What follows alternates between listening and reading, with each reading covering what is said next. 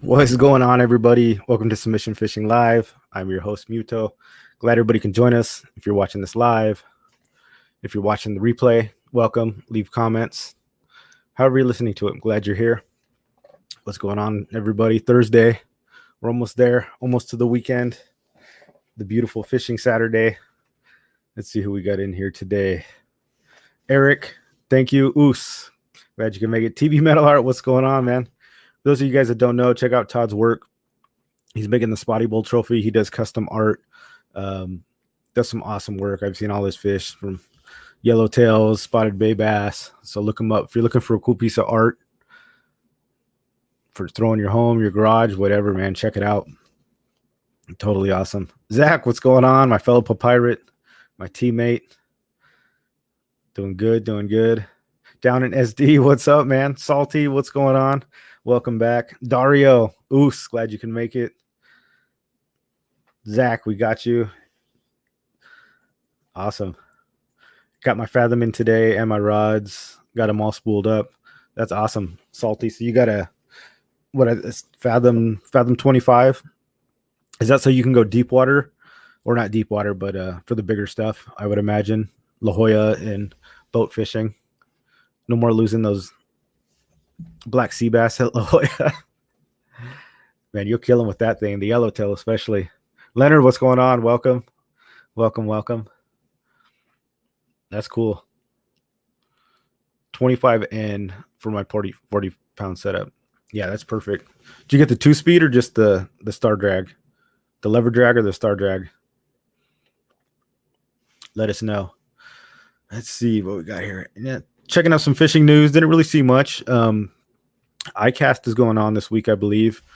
So that's pretty cool. Like if you go to Tackleware, iCast is where they have, it's like a big convention. It's almost like the comic book convention. For a bunch of fishing gear comes out, new stuff, new products, lures, hooks, whatever, fish finders. So like I know if you went like on Tackle House, if you go there, or a lot of these places, they've got like the best of show and all of the new products. So that's always actually pretty exciting. I think it's sort of like the Fred Hall show too, where they premiere a lot of stuff. It's like a yearly thing. I think like Akuma's got some new reels coming. Everybody usually has new reels and stuff coming out, so it's always pretty exciting to see. I like when that comes out. So that's happening right now. So definitely look into that, guys. So if you're looking to get new reels, new stuff like that, maybe check that out, because a lot of stuff they show, it comes out like later. It'll be out in the winter, or it'll be out next year. So if you're looking to make a big purchase, sometimes it's good to see what's going to come out. It might be nothing. I haven't looked into it too much, but I know that's definitely going on right now. What's going to come out? It might be nothing. Sorry, I got the echo back here. Got a 30-pound rod for the SXJ. Oh, dude, Salty, you're ready. 2-speed lever drag. Yeah, I got to start to drag on the Torium 20 on the jig stick. Dang, dude, you went all out. Got the jig stick. Got the 40-pound setup. Dude, that's awesome. You'd be ready to go. Dario got the new Avent MXL Raptor and her new Okuma BCH rod. And you guys are stocking up, ready for those bluefin and yellowtail. Yeah, I was checking out the what was it? The dock reports, like the fishing reports. I know. What was it here in San Diego? It looked like it was the 21st of July, so that was yesterday. It looks like 19 boats went out. There's 21 trips, 439 anglers. The biggest thing that I can see is there was 678 yellowtail, 200 calico bass were released, 174 rockfish, 146 calico bass were taken or harvested, were legal size, 40 bluefin tuna, 32 barracuda, 28 sheep's head, 22 dorado, 11 bonito, 4 yellowfin tuna, 2 sand bass, and 1 white sea bass. So looks like the stories of the yellowtail. Looks like, boys, Tell them about our trip on the 8th. everything is going Yellowtail City. Yeah, I'm looking at the Grande. Got like 20 with 36 people. Excalibur had 71. Yellowtail on a day and a half trip with only 27 people. They had 71 yellowtail. Looks like the bluefin, I don't know if that's starting to slow down a little bit. I know that was crazy, man. Last week, everybody was out there on the hunt for them, slaying those things. It was so awesome watching everybody catch those so close. But definitely looks like yellowtail, so that was a good time. I think La Jolla and getting out there. I know usually the water changes later in the year. The was it those beneath the Dorado and then the yellowfin come in, and then it seems like we lose the bluefin and then the or the yellowtail come in, Dorado come in later, and then the yellowfin come in. But it looks like they're starting to get here. They got 4 yellowfin, so not too many. 22 Dorado, so that's picking up. But man, almost 700 yellowtail. Man, that's freaking crazy. Zachary has a few questions. And that's 439 anglers and 678 yellowtail. So that's what, about 1.5 per person on average. It's pretty good. Zachary has a question. Has anyone ever used a product that allows you to add scent to their irons when jigging? I haven't. I just add it to the jig. Just throw it on the iron or like on the line, like you smear it on the line and then the iron. A lot of times it'll, like a little bit will hold. Doesn't hold like a plastic, obviously, but especially in some with the assist hooks, it'll get into, like if you're using, they've got that cloth, that material they use. It's not, I guess it's braid. It's like a heavy duty braid. And then also the O-ring and like where the clip is, it definitely, you can get in there. It's not like a plastic where it sticks on there and it stays on like super goopy, but it'll still work. But yeah, I've never seen anything specifically that like holds it on there. Maybe we should invent that, like a hollow, not a hollow, but maybe like a tube or a half hook or like a false hook or something that is kind of concaved where you can put scent in. You don't need too much because it's not down there, I don't think, too long. Like a Ned rig or finesse bait, it's like sitting there and it's dragging and they really get a chance to smell it and come up to it. I feel like some of those jigs, they're on that bite quick, but it does help a little bit, right? Any little thing to bring them in for sure. Is September too late for tuna? I'm trying to think. I'm not really an expert in that. When did we go last year? When? At the end of the year. We went in September. We went in September, Zach, and we got ahi. So we got yellowfin tuna and Dorado. So they were still there. We had to go pretty deep into Mexico. I mean, it was a pretty long boat ride, but yeah, you can still get on them. I don't think the bluefin will be around, but yeah, you can get them. Like I said, I'm not like a huge offshore expert for all that stuff. Maybe coach would be the way to go. It all depends on the water change. When the warm water and the cold water comes in and they mix and the cold water pushes them back down. But if the warm water stays up, the tuna stay up. It's a whole game, man. It's like you need like an astrophysics degree to figure that stuff out. Well, not really, but you got to know how to read water temperatures for sure. Or you don't, at least your captain does. So that's the best part about like the sport boats, right? You don't got to fudge around with that stuff too much. You can usually get an idea what's going to be good, but look at the dock totals the day before. And if the water holds, that's what they call it. Like it's holding temp, you usually be good. So if you've got a good baseline to say, if you want to go in September and you're looking at the week and it's coming up closer and closer, if like that 5 days before has been good, you're probably still going to be in that trend is going to continue and the water will keep. We got here. I'm going to get my M1 back. I'll make it to the 20, 25, sort of 300 sorts. So you're going to do 300 reel on your M1. Dude, that's nice. My M1 inshore, I love that thing. That's an awesome rod.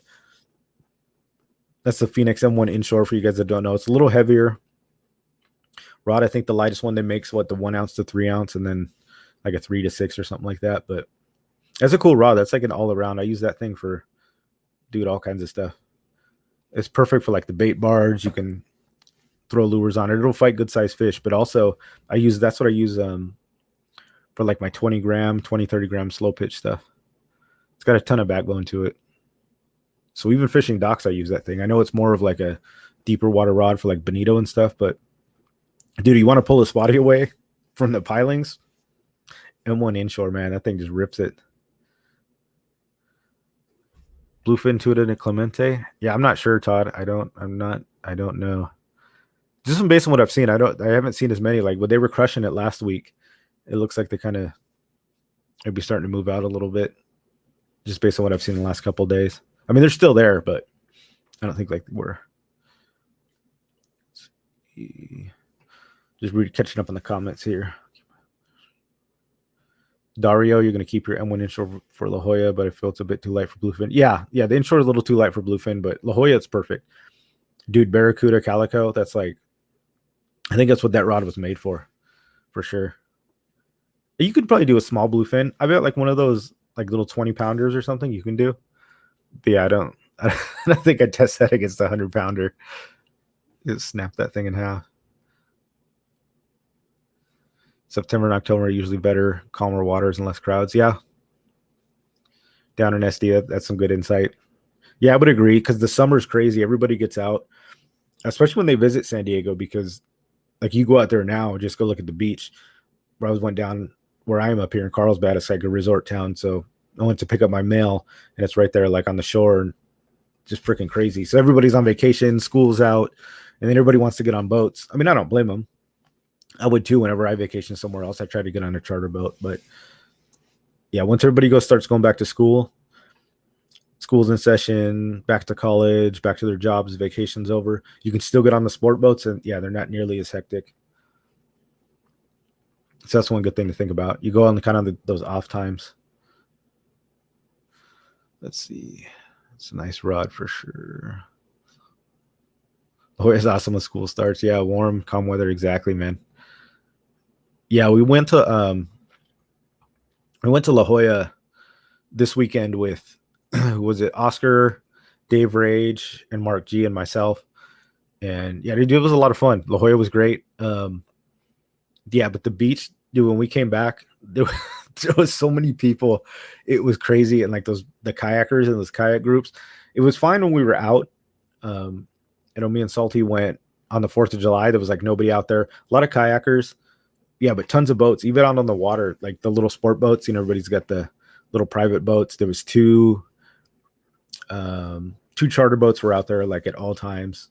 It was pretty wild. It was crazy. And then coming back to the launch, man, it was hectic. Like you're coming in fast, trying to ride a wave on your kayak, and there's like, where do you go? You're scared you're going to kill somebody because nobody pays attention or anything.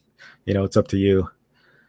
Yeah, it was hectic. But when we went 4th of July, there was like almost nobody there, which was surprising to me. But that was pretty awesome. But La Jolla was good. We went out looking for yellowtail. We didn't get any. We had trouble making bait. That was like the biggest thing. Oscar, all of us. I mean, we got mackerels here or there, but I talked to some other guys too on the water when we got back. One dude actually caught a black sea bass, I guess. He was pretty cool. But he was asking me, oh, were we able to make bait? Same thing was, dude just had a hard time making bait this weekend. And it wasn't just me. It wasn't us. It was kind of everybody. So we were trolling around. I know I had like the Nomad, Mad Scad. I had a little Yozuri. What is that called? Like that mackerel bait, that one that I showed you guys before. Just trolling, lots of trolling. Obviously no yellowtail, no bites. I think Oscar went out there again, like Monday or Tuesday. He was looking for him. Yeah, the current was super big though too. And then they went to go check for sheep's head over at the kelp. And I guess they couldn't tie off on the kelp. And Oscar was telling me, I guess he just like, I haven't heard this before, but he ties his kayak up on the kelp itself, which is pretty cool. He kept saying, I want to tie on the kelp. And I was like, do you have like something? I thought like I've seen those. There's actually clamps you can get that you like put them in the brush if you're like fishing in a river or a bog or something. And there's like a line that you tie to your kayak and it holds you in place. And I thought he was like going to attach to the kelp, but he was saying you actually like, you just wrap the kelp a few times around your kayak and it holds you in place. It was pretty cool. But the current was so big, it was just pushing the kelp down. Like you couldn't even see it because the underwater current. And that was the thing in La Jolla. It was just like the conditions weren't too bad. I think they were a little hairy at some points, but that current, we would paddle up and we were getting pushed down. Where the MPA is up north, we were like getting pushed back to it on the south end. A couple of the guys checked their fish legal and they were like, oh dude, I'm like almost in the MPA, just because you forget about it. You were drifting that fast. It's pretty crazy. But yeah, we looked for yellowtail that day. Just a little bit. Like I said, we couldn't make bait, kind of sucked. but lots of rockfish. Killing it. You know what I was killing the rockfish on was just the gulp, the white gulp grub with the curly tail. I just did a dropper loop. Like we talked about last time, I just put a bucktail on, like a 6-ounce bucktail as the leader. I dropped that one, and then about 8 inches up, I just had a circle hook with the with a Berkeley gulp, the white grub. And I think probably every time I put that down, like I was getting bit on it. They were nibbling it, lots of small fish. Got a couple keepers, but lots of small bites.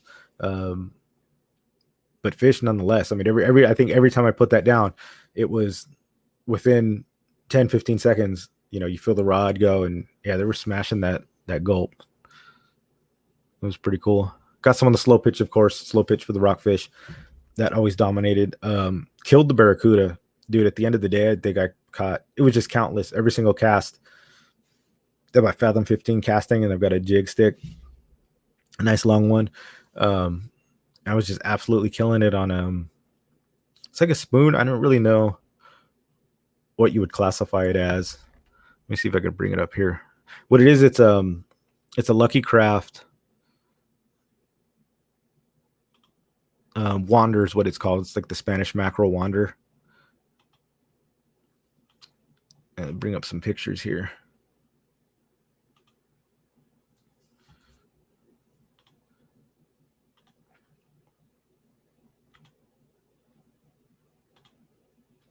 So you can see here, this is what I was using. And the cool part about this is you can see that it's like asymmetrical, and it's flat on one side, and then it's beveled on the other, and it glows. So that's the glow side. This is the front. And then let me show you a picture. So when I put it away, this is in the dark. I mean, look how much that thing glows. That's crazy. Because you look at this pink one, has glow on it too, and it's not nearly as much glow as that. And I think every time I cast this thing out, when we were going in, like towards the cliff end, this thing was just getting crushed. What's cool about this thing is that when you cast it, it flutters down like a slow pitch jig. So it has that asymmetrical body that we look for. So it falls really, really slow. I cast it out and I let it fall for probably, I count to like 5 seconds, and then I burn it. I don't burn it, and then I bring it in slow. And what's cool is it has that wobble, like just like a Lucky Craft. It'll dance back and forth, and it gets bit. So I let it drop. If it didn't get bit on the drop, bring it in kind of slow, and then I would stop again, and it would do its wobble action on the fall, then bring it in slow. But yeah, this lure was the MVP for sure. You see, there's a barracuda. Kind of, there's another one on this thing. Was catching calicos on it. Look at this huge barracuda. This thing was a monster. It was so fat. That thing was like probably that fat, 28 inches. It was like 29 inches. It was a keeper. I threw it back because I wasn't really confident on how to cook it. But yeah, check that thing out, Lucky Craft. I got a few of them. I bought them like a year ago or so and never really used them because I didn't know how to fish it, to be honest with you. I've used them as like slow pitches at the bait bars, and they do work. Just dropping them vertically, I was getting fish. But it was cool to like cast them out and see them, do work like that. It was pretty awesome. I think they have them at Dana. I've seen them too at Dana. That's like the only other place I've seen them. Dana's got them. But like any Lucky Craft, I think they're expensive. They're probably $18 each or something like that. But they definitely were slaying. Let me catch up here on the chat. Worf, what's going on, man? Welcome. Glad you're here. We're just talking about you trying to learn how to read the water temps and all that stuff. The bait has been better by the pier from what I've heard right now. Yeah, weren't you saying people, I heard that too. I don't know if that was you or somebody was saying that people were catching bait at the pier and then like loading up their bait well and then going to La Jolla. So they'd hit the pier in the morning, load up all their fish, and then go to La Jolla to actually catch the fish because there was no bait to be had. Mark G, what's going on, man? Glad you can make it. Yeah, we were talking about Mark. Mark went out with us. That was awesome. Your second time out at La Jolla. It's cool having you out there. And it's good, and you go with people, guys, because Mark, right, you had a seat malfunction. I think one of the straps on his seat broke, and it went backwards, went in like recline mode or something like that. And it was cool. He's able to get it tied off and at least get it worked for the day. And I think, what was it? Sounds like Fastlane took care of him. I was trying to think of the name of that place. Still need to get out to La Jolla, but my life has been nuts over these past few weeks. Yeah, get out there, Zach. I mean, we're ready. Whenever you're ready to go, just let me know.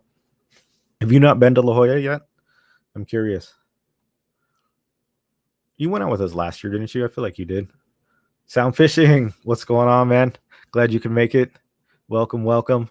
Everybody is, for those of you, if you're new to the show, when you see people pressing oos or writing oos, it means they've hit the like button. If you guys could like the show, that helps me out a lot. Lets people know you're interested. Helps the algorithm, lets other people know, helps us grow this thing. So thank you, everybody. Boost to you guys. Chad, what's going on, man? What's what called again? I don't know what you're talking about, Big Chad. Cave Dog. Oh yeah, you guys, I hit up Cal. Cal's got an extra ticket for the AM half day on the Daily Double on July 30th. So DM him on the MMFC Discord. Cal's cool. I know he's trying to get rid of that thing. I think he's said he's giving it away. It's already paid for. So Cal, that's awesome, dude. Thank you for doing that. That's totally cool. So it makes this community better, man. People like you giving that away. Oh, Salty answered it for you. What was the question? Yeah, Salty's. Oh, the Lucky Craft. Oh, the one I was talking about. Yeah, the Lucky Craft Wander. Yeah, dude, that thing was slaying. I bet that thing kills Benito. If it was slaying those Barracuda like that, Calicos too. Like I said, end of the day, it was like every cast Barracuda, Barracuda, Barracuda. It was pretty fun. Good stuff. Let's see here. And then we had some other. So I know Eric wanted me to had a question. He was asking me about my storage on my kayak, or some other people or some newer people had some questions on the kayak storage. And basically what we do. A couple things when it comes to the storage out there is just, my thing is I have it separated so that everything it's in its own place. So what I have is here is just basically got all my spoons. If you guys are just listening to this, these are all my spoons, crocodile lures. I got what are these? The blade baits, the Lucky Craft. Here's some more Lucky Craft that I was talking about. Just these little casting irons. And then I've got my nomads. These are all my stick baits, jerk baits, top water baits. Got some crankbaits in here. These are the things that you're mostly throwing on top. Some of them are slow sinkers, super light. And then here I've got like my bottom jigs, my slow pitch jigs. I've got some of the what do you call these? Some tube baits up there. Anything that's going to flutter down to the bottom is what I keep in this one. And then my top irons. So there's actually some yo-yo jigs in here too, like the 6X Salis, and then these are the Tatty 45s. So these are good for casting. I mean, these are irons. I've caught Benito on these things. Barracuda smashed these things too. Then I got all my irons in that one. And I got my slow pitch box. This one is like on my 10 grams to usually 20 gram. And then I got my 30 grams. So these are some more of the wanders, if you guys were wondering. Those wander baits. And I have these rigged up where I took the treble hook off and I rig them up like slow pitch jigs and just put the assist hooks on them. This is a Nomad slow pitch. And then these are my 60 grams, 40 grams, 30 grams. And then in my waterproof box, what I keep in the front,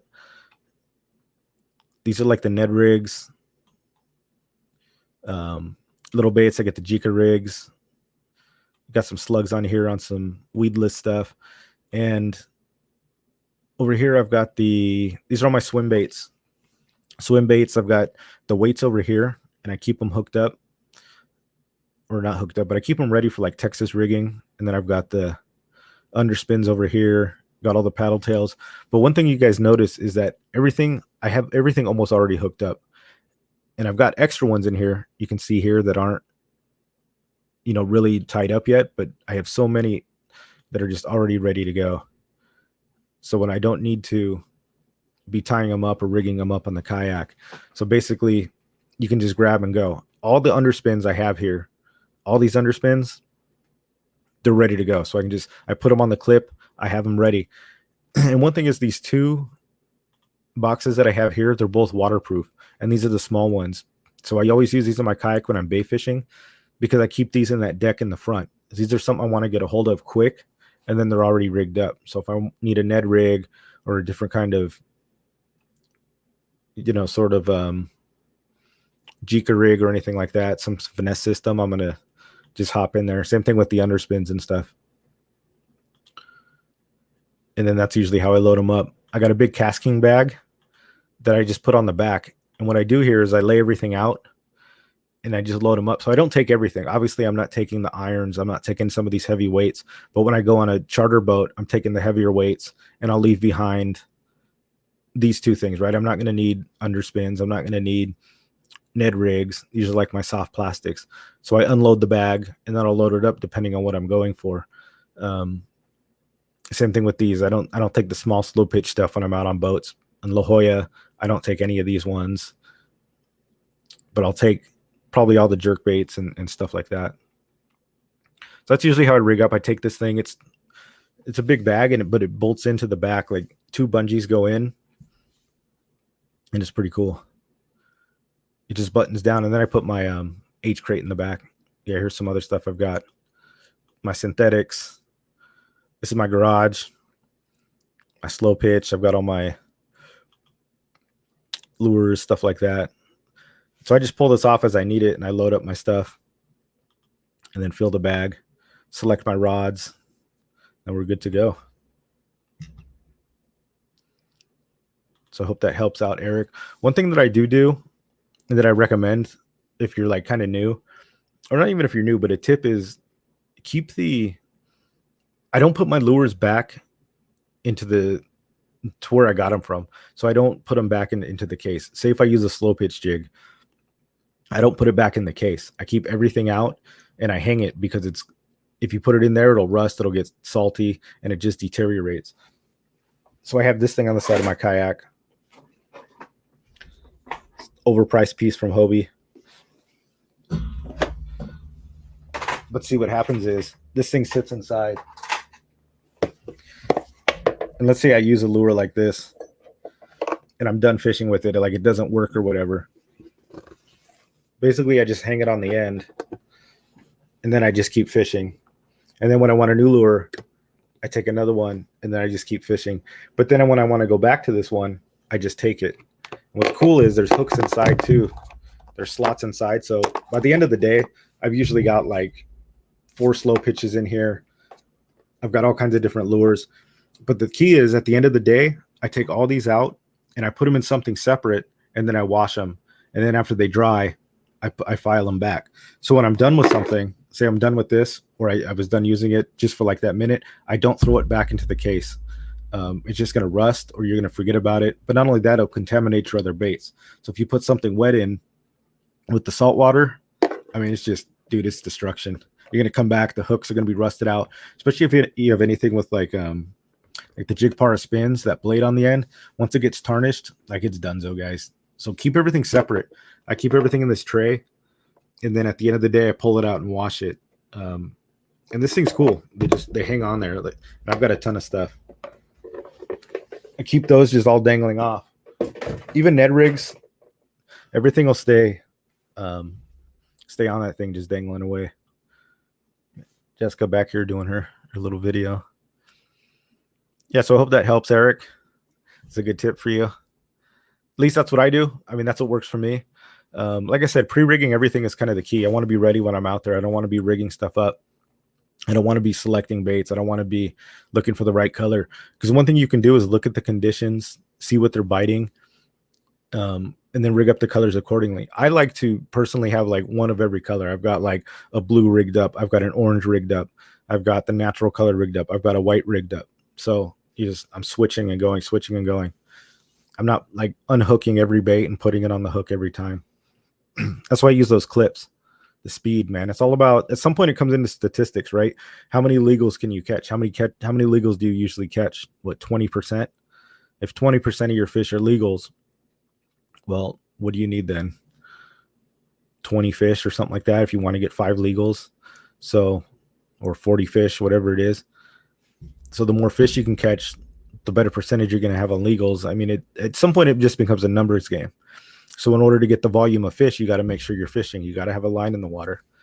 All the time you're spending not fishing, your statistics are just getting lower. The probability that you're going to catch the big ones just decreases. So if you're struggling, just go for volume, because eventually you're going to catch up with it. You're going to get on the board. But if you only catch 5 fish a day, what are the odds that any of them are going to be legal? Probably pretty low. If you can go out there and catch 25 fish, you got a good shot at doing it for sure. Works for me. It's been working for me, so give that a go. Okay, I'm thinking about adding the H-rail upgrade to mine. Oh, so you've got the Outback. So do the Outbacks not come with the H-rail? That's interesting. The H-rail is awesome. I mean, there's so many accessories. Of course, with Hobie, dude, everything is like super expensive. You know what I mean? But the H-rail is pretty awesome. Because I got a couple of those bins. They just make life easier. I mean, they are definitely convenient. You're just going to pay for the Hobie name, but yeah. Because what do you do when you change? If you just keep them in like a separate tin, or are you putting them back every single time? Because I used to put the stuff back because I didn't want to lose it or keep it unorganized. But then I'd forget to, I forget to take it out, or I would forget which one I used. And then you go to grab it next week, and the blade is just completely tarnished, or like there's pits inside the lure because the salt water just ate it away and destroyed it. Yeah, it's no bueno. Oh, I just take them out, hose the whole bucket in, let it dry, and then file them back Monday or whatever. And then once Friday, usually tomorrow will come around, and then I'll go through everything. I'll decide where I'm going and load it up. Every day's different. Every weekend's different. I'm taking different stuff. But the key is it's all rigged up and ready to go. Let's see. Yeah, then Eric. Yeah, he also had a line about, he was asking me about braid. What was the benefits of braid? And in the bay, because he was asking or saying, if you don't need all the extra yardage and the durability and stuff like that, does it matter like in bay fishing?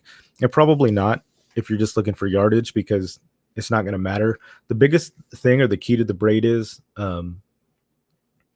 there's no tension there's no springiness to it. So you feel the bite right away. It doesn't stretch. The braid has no stretch to it. So when you're dragging a rig on the bottom, even like a little Ned rig, you're feeling every little thing. And every time it bites, right, it's connecting. Same thing with the slow pitch jigs. Whenever you're coming up, you're not getting it. Whenever you're spooled up with monofilament, or, you've got fluoro, the whole thing is that, like you can get that cheaper fluoro that's made for mainline. It's the stretch. So the braid, you get the size diameter so you can get more on it. Yeah, but it's mostly like the non-stretch is why I use it. The knot strength is pretty good too. But yeah, you like you said, you certainly don't need all that yardage on the bay. That's not why I use it. I use the braid for basically the sensitivity of the bite and then the no stretch. But even if you don't, like you guys, if you're not, who cares? If you've got all mono on your line and it works for you, just stick with it. I don't think it's that critical. The super little, all these little things that everybody does. But when you're serious about it, or you just like it and it's something you're really into, we like doing those things. It's because when you start competing or really trying to go for the bigger fish, or when you're going for like a 50 fish day, it's all the little things. I know Brian's talked about this too. It's the little things that add up, right? It's so when you're adding braid, and then the monofilament, and the correct leader, and you're using a swivel or not a swivel, and the type of knot you tie, the lure you're using, and then the rod. And once everything is like in tune, it's every little thing. Not one thing is going to make a huge difference, right? If you're fishing monofilament and go to braid, you're not going to catch 100 extra fish. You're not going to double your fish count. It's just not going to happen. You might not even catch one extra fish in the beginning, because you don't see the difference. But then, the braid accompanied with a certain bait you use, where you're now feeling every little bump on the bottom, you're feeling all the grass. That's something like that is going to enable you to catch the fish. You're like, oh, I didn't feel that before, as well with the mono. So that's why people do those things. If you're just getting out there, you don't need to spend a lot of money. You don't need to spend $30 on the braid. You don't need to go buy a $300 rod and $200 reel. Just get out there with the mono. Go get a Shakespeare. I guarantee you can go to the bay and catch a fish on a $45 setup from Walmart, 100%, all with monofilament. But as you advance and you get more into it, you're going to want to get those things. There's people that are mono for life. So I don't think it's that big of a deal. It's just for like people like us that are looking for that extra little, that 1/10 of a degree of an edge, that's going to put us over. I mean, that's really who that stuff is for. That's why when you go on like the charter boats, right? Every rod and reel is like just spooled up with straight up mono. You go on the rental boat. I've never seen braid on a rental reel. People are still catching, right? I've been on boats where people catch yellowtail and tuna, and you don't get anything. And you're on a $500 setup with $60 worth of braid and all the best stuff, and you didn't catch anything. So it is what it is. Saltwater Slayer, Oos, welcome. Thanks, Muto. I switched to Mono Berkeley, Trilene Big Game. Yeah, how's that been working for you? I've got a video. I think I'll put it out tomorrow. It's almost done, maybe early next week, and I'll show you where some of that mono on those slow pitch stuff really saved my butt. Where a fish, I can held the lure and its teeth were like on the line, didn't break off, just came right up. Line was good. Yeah, I think Saltwater Slayer. I think I've caught. Actually, I know I've landed more fish on mono. This is with the I'm talking slow pitch jigs. I'm only or the little micro jigs. I'm not saying switch to mono for everything, but for those, I've definitely seen an increase just because of breakoffs with the fluoro. Definitely. But yeah, hopefully that's working out for you for sure. Z-Man minnows for the bay bass. I want to try a pack, but I hate how they melt. Yeah. Also, guys, I had another picture of here. One thing I wanted to talk about with the if some of you guys are new and you're watching and you're just getting into like kayak fishing and stuff like that, let me see here. This one's not even a Z-Man, but it happens with the Z-Mans too, is that your baits can melt into each other. So I don't know where both of these baits I actually pulled off of. These were rescue baits. One of these I got out of Carlsbad Lagoon on like 100 pounds of line. It was just buried. And then this one I pulled off of that, like one of those barnacle pilings at low tide over off of Kellogg.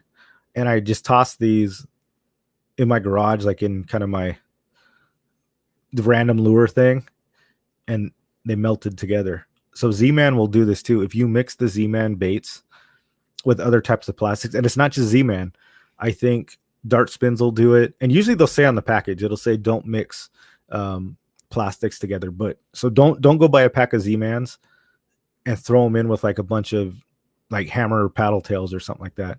So I don't know what compound either of these are.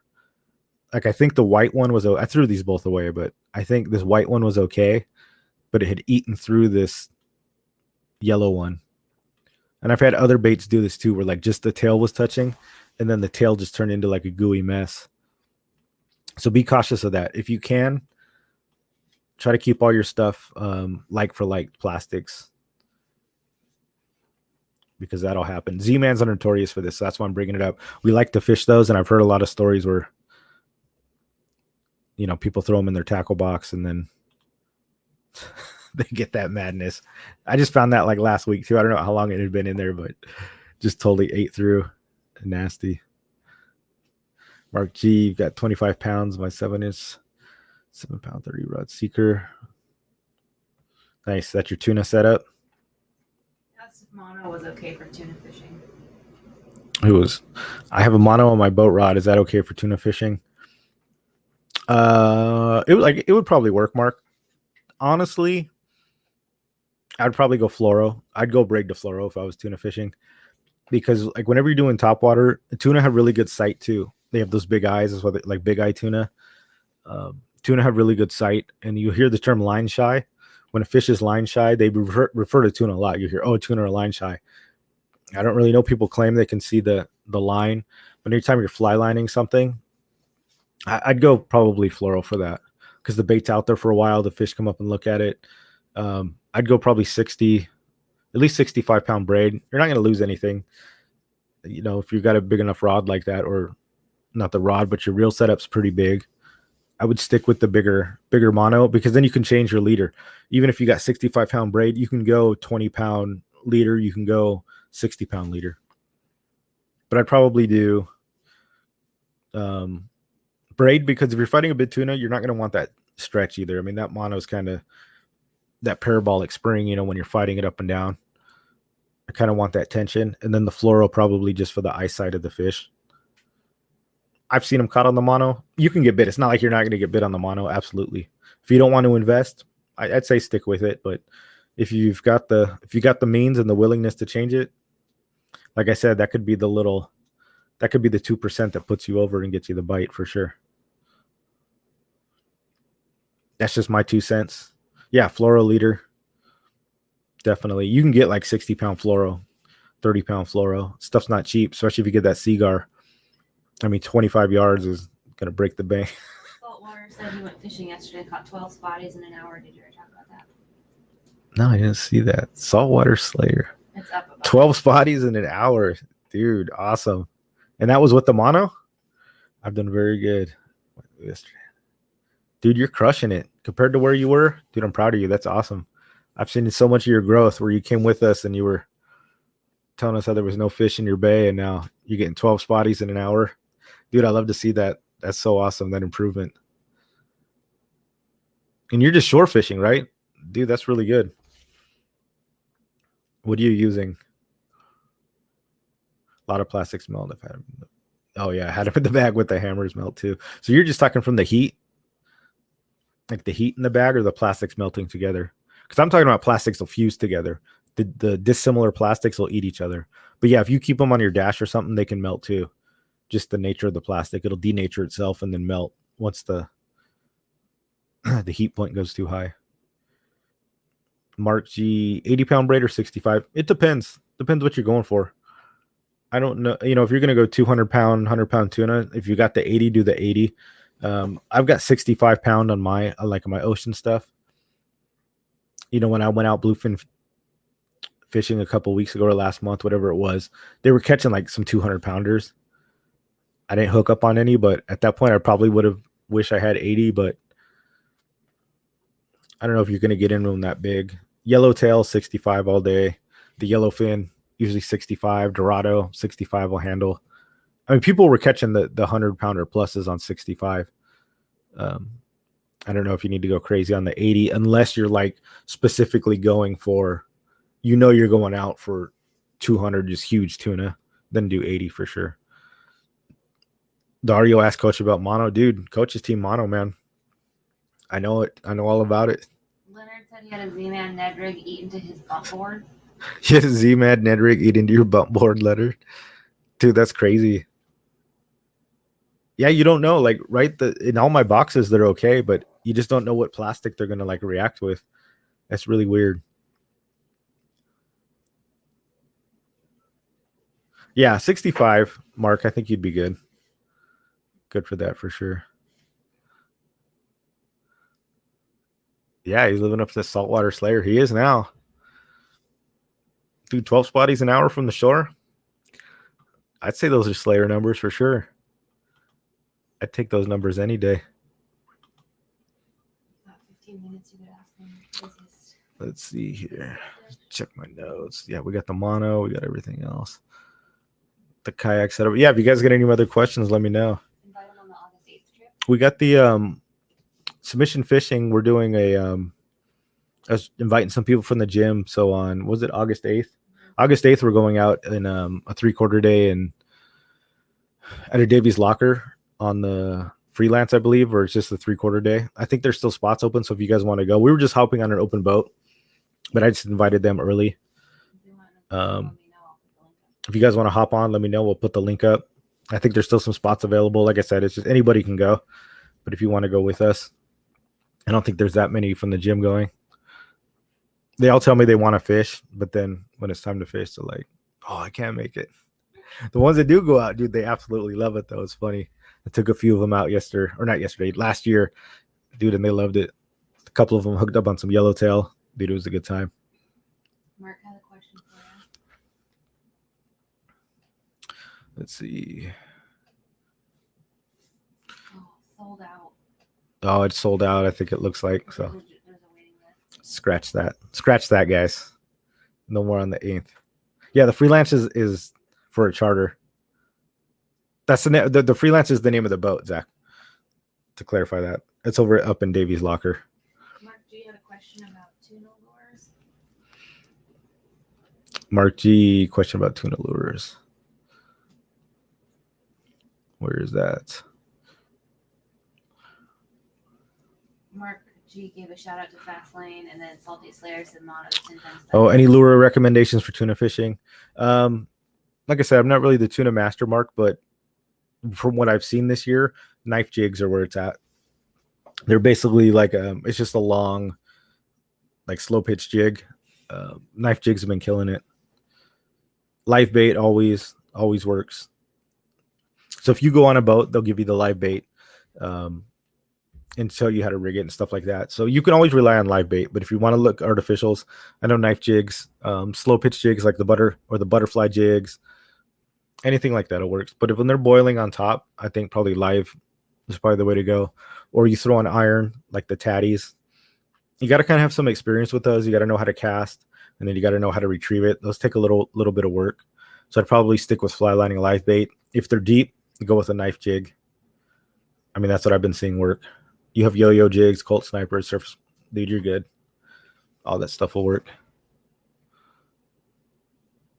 The lures that are slaying the spotties is a 4-inch Ozarks tail paddle, huge bluegill flash with 3/8 ounce war baits, weedless jig. Nice, dude.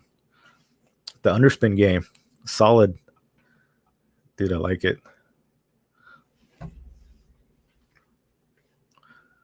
Yeah, anytime, Mark. Like I said, I'm not the tuna king.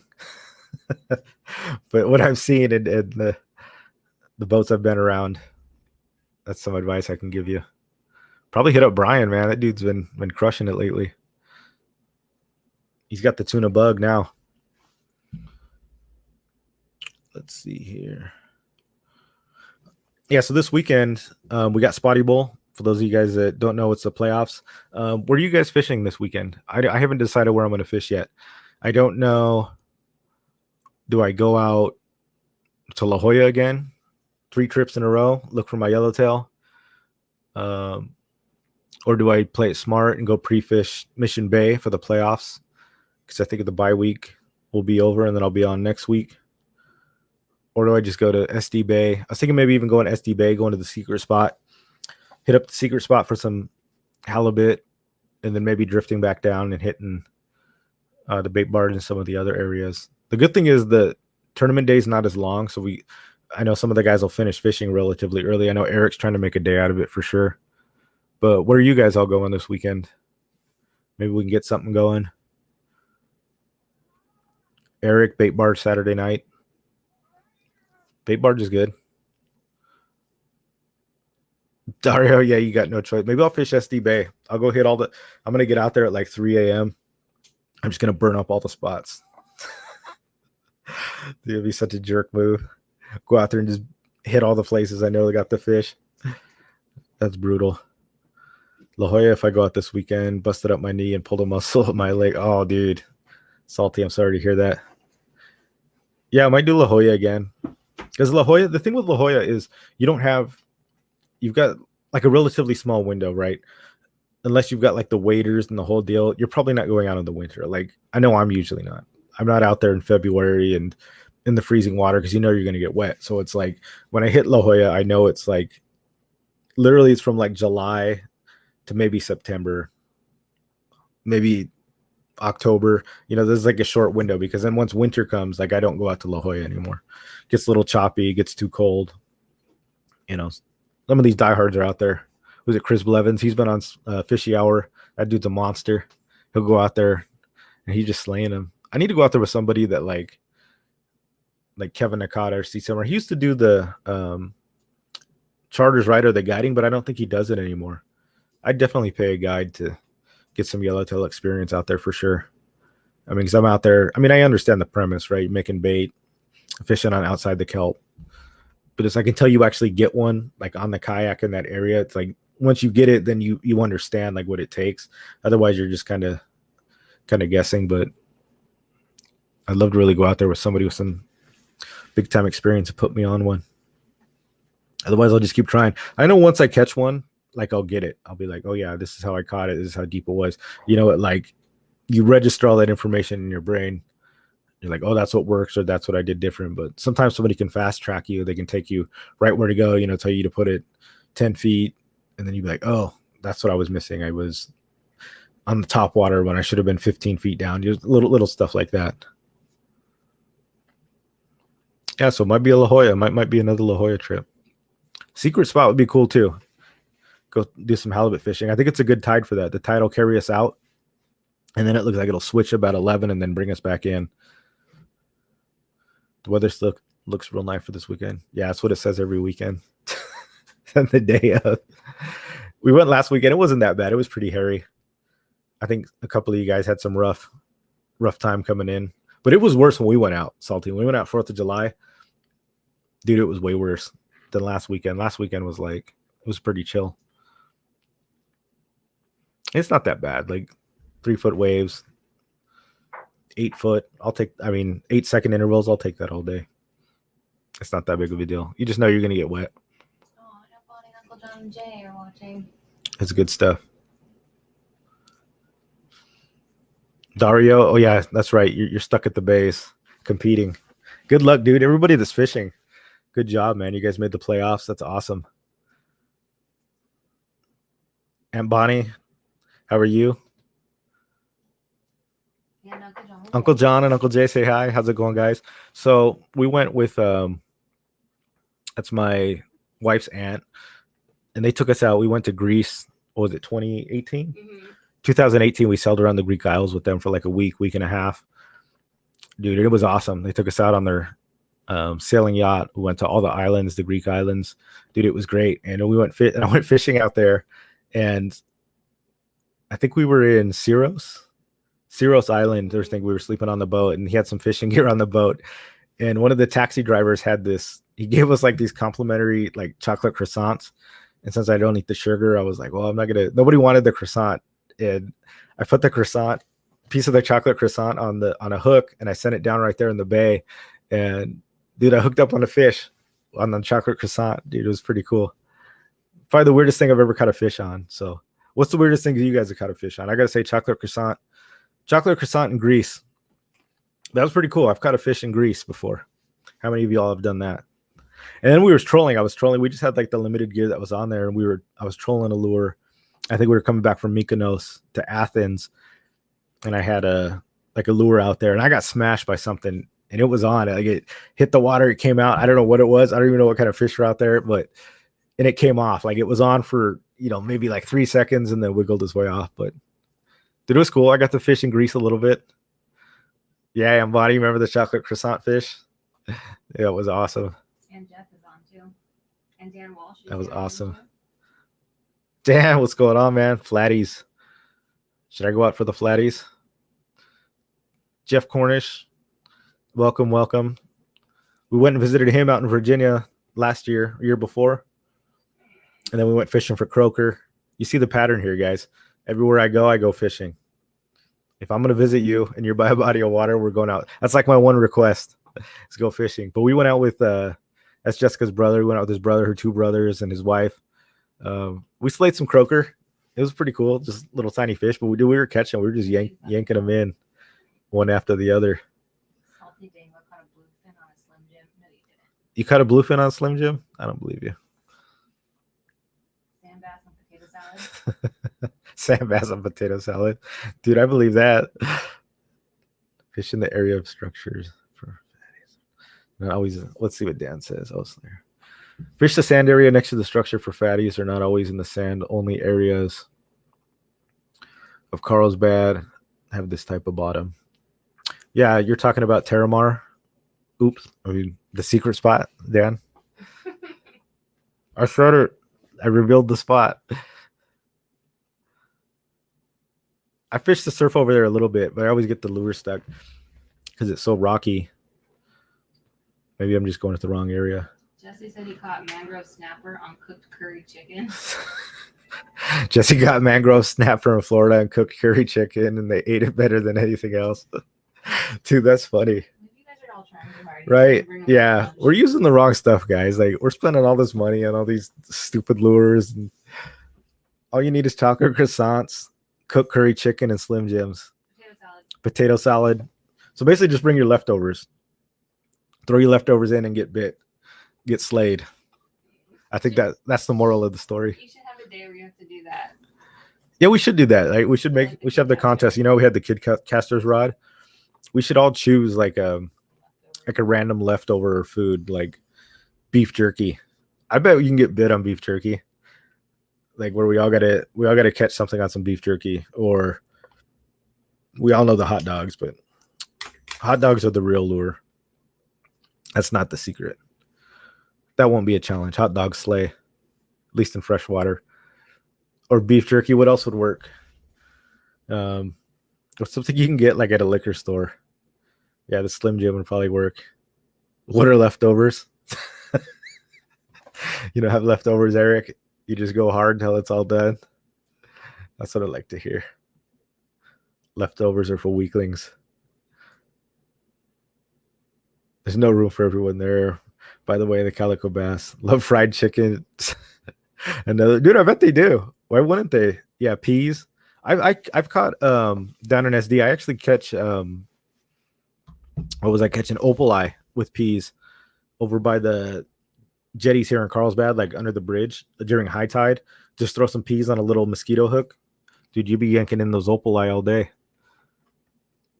I think the mullet too. You can catch a lot right there, actually by the thing. Eric, what are leftovers? Yeah, I know.